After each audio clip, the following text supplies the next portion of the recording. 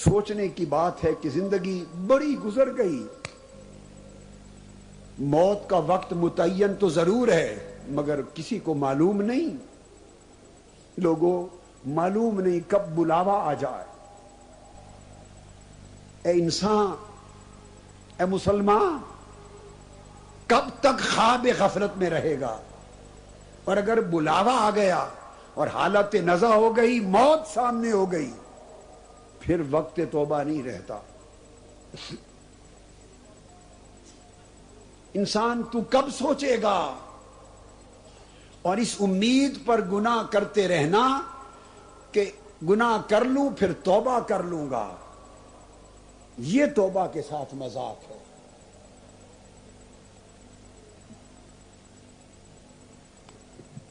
توبہ یہ ہے کہ انسان اپنے گناہوں پہ شرمندہ ہو۔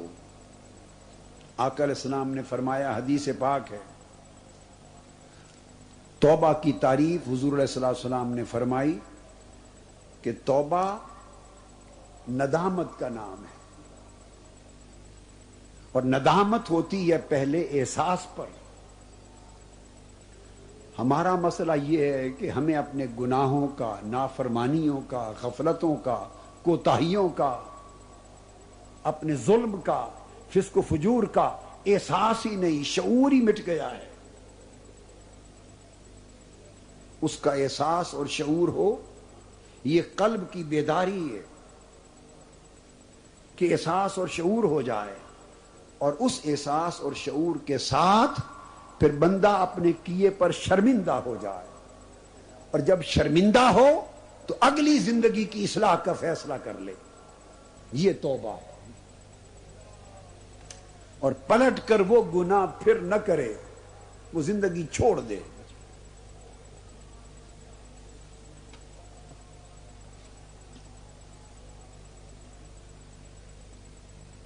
حضور علیہ السلام سے پوچھا گیا، یا رسول اللہ ما علامت التوبہ، وفی روایت مت توبہ، آقا توبہ کی علامت کیا ہے؟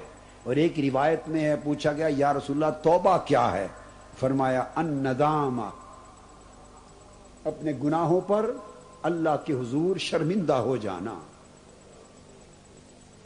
ترمذی اور ابن ماجہ میں۔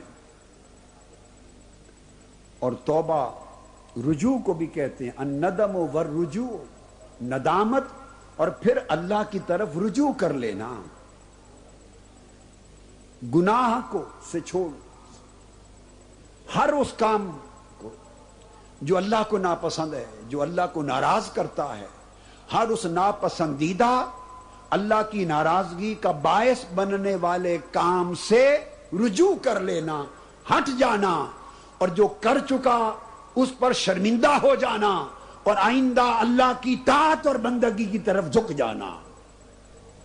یہ طاعت، یہ توبہ ہے۔ تو اس توبہ کی ابتدا انتباہ قلب سے ہوتی ہے کہ دل پہلے آگاہ ہو، جس کو میں نے کہا کہ احساس اور شعور پیدا ہو۔ امام ابو القاسم القشیری نے فرمایا کہ اس کی ابتدا، اور شیخ الاسلام ابو اسماعیل عبداللہ انصاری نے منازل السائرین میں کہا، کل اولیاء اللہ نے کہا کہ توبہ کی ابتدا انتباہ سے ہوتی ہے، تنبیہ سے ہوتی ہے، یقظہ سے ہوتی ہے، دل کی بیداری سے ہوتی ہے، اس احساس اور شعور سے ہوتی ہے۔ تو لوگوں، آج کی رات سب سے پہلے تو اس احساس کو، شعور کو ہمیں زندہ کرنا ہوگا جو مٹ گیا ہے، جو مر چکا ہے۔ اگر صبح سے شام تک اپنی زندگی کا حساب کریں، ہم کتنا دھوکہ کرتے ہیں، کتنا جھوٹ بولتے ہیں، لوگوں کے ساتھ کتنا ظلم اور ناانصافی کرتے ہیں، کتنا کم تولتے ہیں، اعزاء اقارب کے کتنی حق تلفی کرتے ہیں، غریبوں کمزوروں پر کتنا ظلم کرتے ہیں، کتنا مال ناجائز لوٹتے ہیں، کتنی حرام خوری کرتے ہیں، معاملات میں لوگوں سے کتنی زیادتی کرتے ہیں، اللہ کی بندگی کتنی ترک کرتے ہیں، اور کتنا فسق و فجور کرتے ہیں۔ ہم کرتے چلے جاتے اور ایک ایک گناہ سے دل پر سیاہ نکتہ اور پھر سیاہی کے دھبے لگتے چلے جاتے ہیں، مگر ظلم پر ظلم یہ ہے کہ سب کچھ ہوتا جا رہا ہے اور ہمارا احساس مٹ گیا ہے، شعور مٹ گیا ہے۔ خدا کی قسم اگر اس کیے کا احساس اور شعور پیدا ہو جائے اور دل میں تھوڑی سی بیداری آ جائے تو ہماری نیند اڑ جائے، نیند اڑ جائے۔ جو کچھ ہم ظلم کر رہے ہیں اگر اس کا ہلکا سا نقشہ آنکھوں کے سامنے آ جائے تو پھر ہم چیختے ہوئے جنگلوں کی طرف نکل جائیں، ہم کھانا چھوڑ دیں، ہنسنا چھوڑ دیں، زندگی بے سکون اور بے آرام ہو جائے، مگر ہم بے فکر ہیں، بے غم ہیں، اس لیے کہ دل مردہ ہو گیا ہے، اپنے کیے ہوئے ظلم اور گناہ پر آگاہی نہیں رہی، شعور نہیں رہا، احساس بھی نہیں رہا۔ تو فرمایا کہ ابتدا توبہ کی اس بات سے ہے کہ دل کو اس کا احساس اور شعور ہو جائے، اور دل کو احساس اور شعور تب ہوگا اگر ہم باطن کی غفلت سے باہر آئیں، غفلت سے باہر آئیں۔ جب غفلت سے نکلیں گے، دل کی آنکھ کھلے گی تو پھر ہمیں اپنا گناہ نظر آئے گا، جب گناہ کی رویت ہوگی نظر آئے گا، اس کے دیکھنے سے شرمندگی پیدا ہوگی کہ باری تعالی ہم تیرے بندے ہو کر چاہیے کیا تھا کرنا اور کیا کرتے رہے ہیں اور کیا کر رہے ہیں۔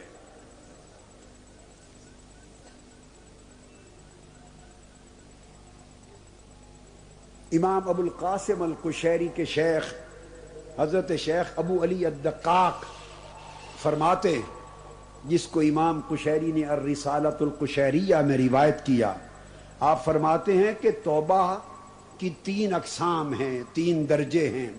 اولها التوبہ واوسطها الانابہ وآخرها الاوبہ۔ فرماتے ہیں کہ توبہ کی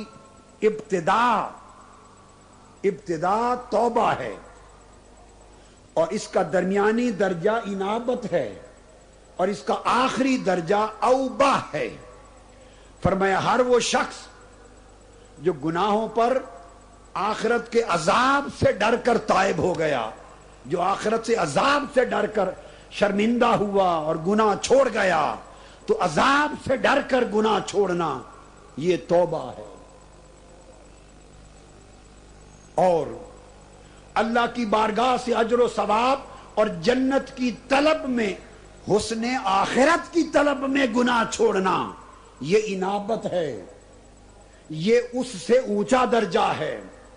اور فرمایا کہ پھر گناہ چھوڑ دینا نہ دوزخ کے عذاب کے ڈر سے، نہ ثواب جنت کی طلب سے، بلکہ فقط اللہ کے حیا سے کہ میرے رب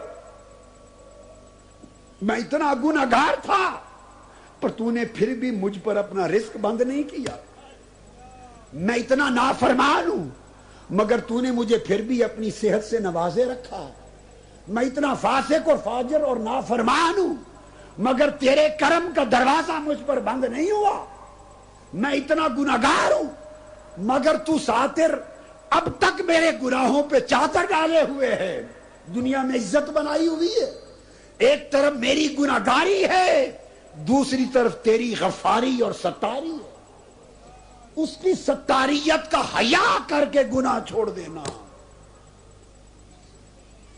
اس کو اوبہ کہتے ہیں۔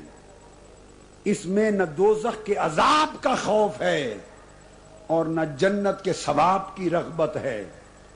فرمایا توبہ کرنا مومنوں کی صفت ہے، حکم ہوا توبوا الی اللہ جمیعا ایھا المؤمنون، اے مومنوں توبہ کرو۔ انابت فرمایا اولیاء صالحین کی توبہ ہے، فرمایا وجاء بقلب منیب، فرمایا قیامت کے دن اس شخص کا عالم اور ہوگا جو انابت والا دل لے کر اللہ کے حضور حاضر ہوگا۔ جس کا دل تائب ہوگا اور جس کا دل اللہ کی طرف جھکا ہوا ہوگا. اور اوبہ یہ جب بندے کو نصیب ہوتی ہے تو یہ انبیاء و مرسلین کی صفت ہے، ان کا فیض ہے.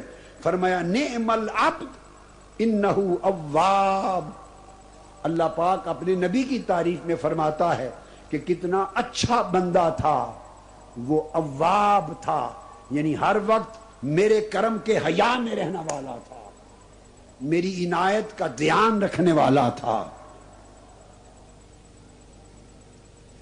چنانچہ حضرت ذوالنون مصری رضی اللہ تعالیٰ عنہ انہوں نے فرمایا کہ عام لوگوں کی توبہ تو یہ ہے کہ گناہ چھوڑ دیں، اللہ کی نافرمانی چھوڑ دیں، معصیت چھوڑ دیں، مگر خاص لوگوں کی توبہ اس سے بلند ہے، اور وہ یہ کہ وہ زندگی سے غفلت چھوڑ دیں اور ساری زندگی کو اللہ کی طاعت بنا دیں، اللہ کی طاعت بنا دیں.